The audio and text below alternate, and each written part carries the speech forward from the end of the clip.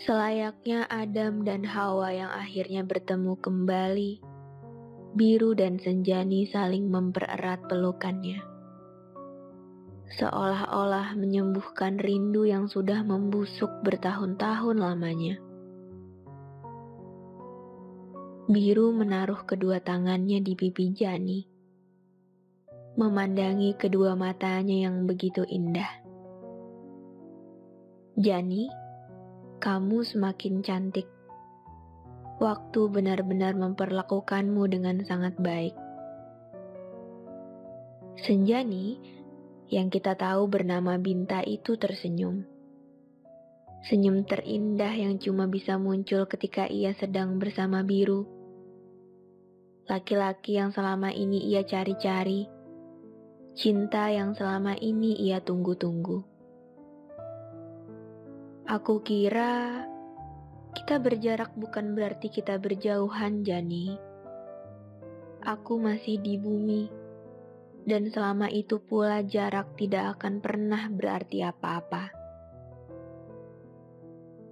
Jani mengeluarkan air mata bahagianya, membuat Biru menampakkan wajah cemasnya dan segera bertanya,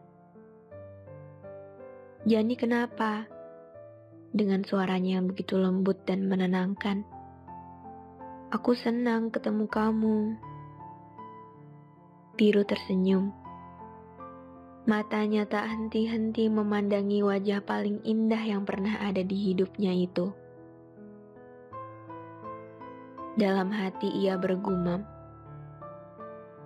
"Kau tahu mengapa Jani itu begitu indah? Karena senja tenggelam di matanya. Bulan bersembunyi di balik senyumannya, dan mentari pagi selalu bersamanya." Harus naik kapal ya, Biru. Mereka sudah sampai di pelabuhan. Biru berencana untuk mengajak Jani naik kapal cepat saja supaya segera sampai, karena Biru tahu Jani takut naik kapal. "Ini sudah yang paling cepat, Jani. Ada yang sampai 10-12 jam, kamu mau?"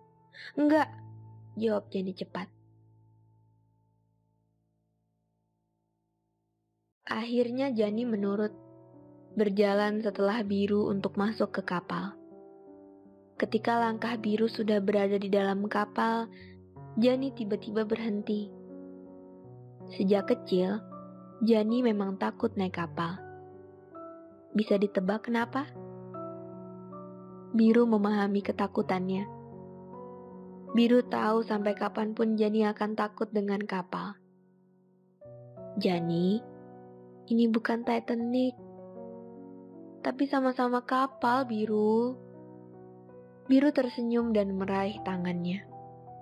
"Kalau tenggelam, kita tenggelam sama-sama." Rasa takutnya pergi bahkan sebelum hitungan sampai ketiga. Kini yang ada hanya senyuman dan keteduhan hati yang akan terus bertahan di hatinya. Jani berpikir, Biru memang akan selalu jadi orang yang membuatku berani, bahkan berani dengan diriku sendiri. Kalau sama Biru, rasanya aku bisa melakukan apapun, bahkan yang di luar kemampuanku. Mereka naik ke bagian atas kapal. Pemandangannya semakin kelihatan sempurna dari sana. Jani memandangi lautan yang begitu luas dengan air yang begitu jernih. Sedangkan Biru, ia terus memandangi wajah Jani seakan laut saja tidak ada bandingannya sama sekali dengan senyuman Jani yang sejak dulu ingin ia bawa pulang. Semakin cantik, tapi rasa takutmu terhadap kapal tidak berubah sama sekali. Kalau tahu begini, dulu aku tidak akan mengajakmu nonton film Titanic. Sedikit kok takutnya. Kamu itu memang lucu, Jani. Kapal membuatmu takut, tapi film zombie tidak. Aku takut sama sesuatu yang nyata di bumi, yang bisa benar-benar terjadi. Kapal tenggelam itu bisa terjadi. Kalau zombie, aku malah lebih takut denganmu. Coba beritahu aku, apa yang paling menyeramkan dari film Titanic? Kamu takut naik kapal, tapi kamu ingin tenggelam. Jadi perempuan jangan terlalu rumit. Apalagi kita semakin dewasa, Jani. Sudah bukan waktunya kamu buat aku bingung. Tapi aku tidak bermaksud untuk membuatmu bingung. Maka jelaskan, Jani. Mengapa setakut itu dengan kapal? Sebenarnya aku tidak takut. Aku cuma tidak suka bagaimana Jack memberikan papan untuk Rose supaya Rose bisa bertahan dan akhirnya dia mati. Aku tidak suka Jack mengorbankan dirinya untuk Rose. Kalau itu terjadi sekarang, tepat di kapal ini, aku juga akan melakukan hal yang sama seperti Jack, Jani. Berarti kamu sedang membuat aku takut. Jani, Jake melakukan itu karena dia mencintai Rose. Dan itu wajar. Aku juga begitu. Kalau memang karena cinta, harusnya Jake dan Rose sama-sama tenggelam. Itu bukan cinta, Jani. Cinta itu menghidupkan seseorang, bukan sebaliknya. Tapi tadi kamu bilang kamu mau tenggelam sama aku. Bohong, kamu bohong, Biru. Biru memeluknya. Ia tahu ia akan selalu kalah beradu argumen dengan Jani.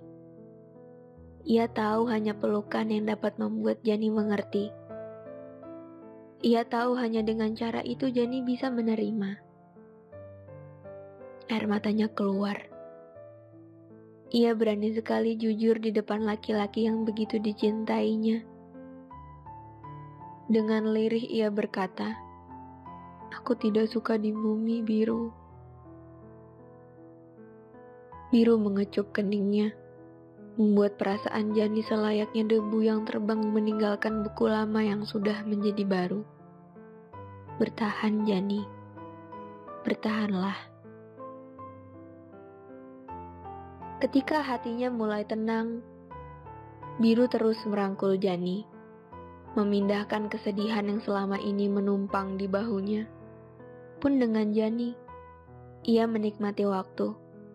Karena ia tahu momen seperti ini cuma sementara. Berdua dengan Biru adalah waktu yang sangat singkat. Jadi, bagaimana bisa menemukan aku? Bukan bisa atau tidak, Jani. Aku memang selalu ada bersamamu. Ih, aku serius. Kok bisa menjemputku di bandara? Jangan-jangan ini memang rencana kamu. Bukan rencana, aku cuma ingin bertemu denganmu. Dan nyatanya, sejak dulu, bumi ini selalu memudahkan proses itu. Tapi mana mungkin semudah itu? Waktu lagi mendaki ke Gunung Semeru, aku ketemu Cahyo. Pas banget tendanya bersebelahan dengan reguku. Lalu dia pinjam korek. Dari situ kita jadi banyak ngobrol. Dan ternyata dia kenal kamu. Tahu nggak? Ketika itu, pas kali pertama aku tahu kalian saling kenal, aku lega, Jani. Lega karena kamu bisa punya teman. Kalau bukan karena Cahaya memaksa berkenalan waktu itu di semester pertama, mungkin sekarang kamu nggak akan lega. Mungkin sekarang kamu tidak akan bersamaku. Tapi sekarang aku bersamamu, kan? Biru. Nama yang diberikan Jani untuknya ketika kedua orang tuanya meninggal dalam sebuah kecelakaan mobil. Saat itu Biru hancur. Apalagi saat itu umurnya baru 9 tahun. Satu-satunya yang ia miliki cuma Jani.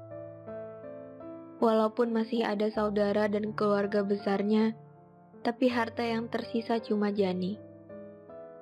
Persahabatan mereka sudah tercipta sejak mereka masih berumur 5 tahun.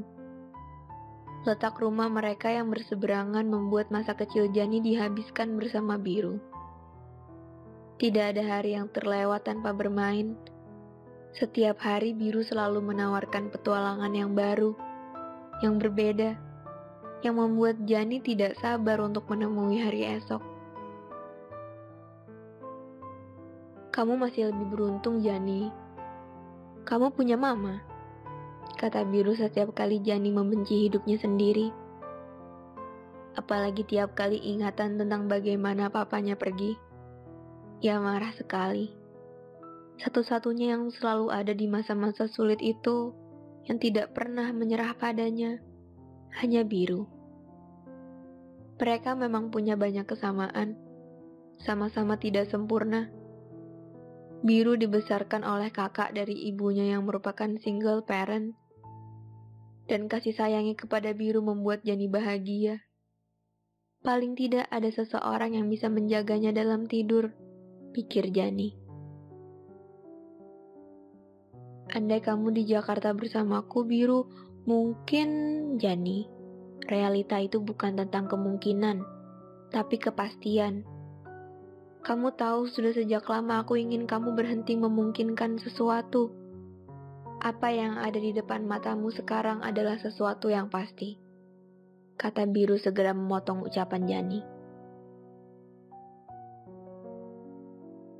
Biru memutuskan untuk meninggalkan ibu kota setelah lulus SMA.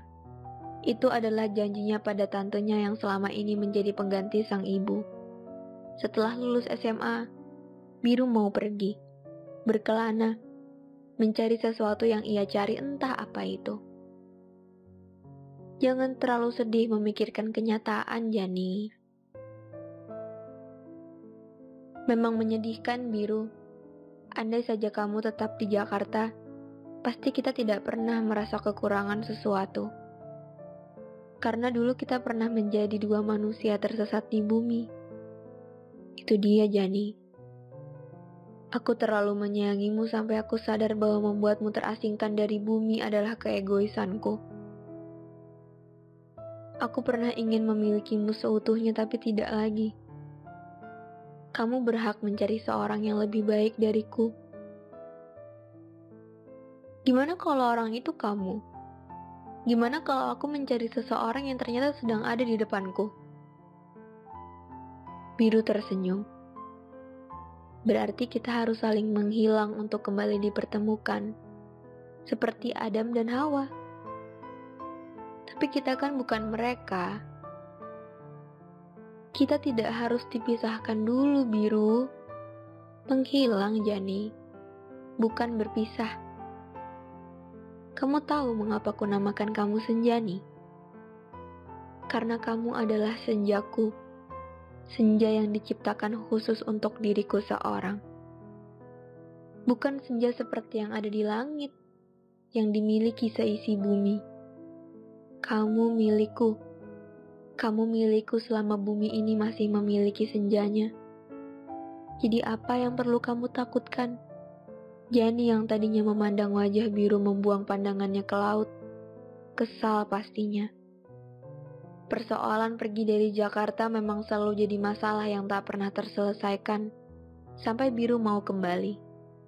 Bahkan dulu, ketika mendengar keputusan Biru untuk kali pertama, Jani sama sekali tidak mau keluar rumah untuk menemuinya selama 3 minggu, karena ia sadar, kepergian Biru berarti kepergian keceriaan dalam hidupnya. Namun, Biru memindahkan lagi wajah Jani untuk kembali menatapnya, mengeluarkan sebuah masker berwarna hijau. Kemudian ia pasangkan ke telinga Jani, supaya mulut dan hidungnya tertutup. Ia selalu melakukan itu setiap kali ingin merokok.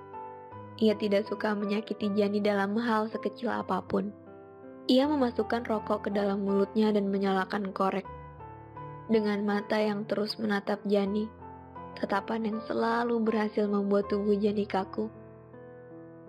Jani, aku masih menulis puisi. Kekesalan dalam hatinya meleleh, muncul senyuman dalam raut wajahnya. Sungguh? Dan semua tentangmu. Jauh-jauh ke Bandanera puisinya masih tentang aku. Selalu.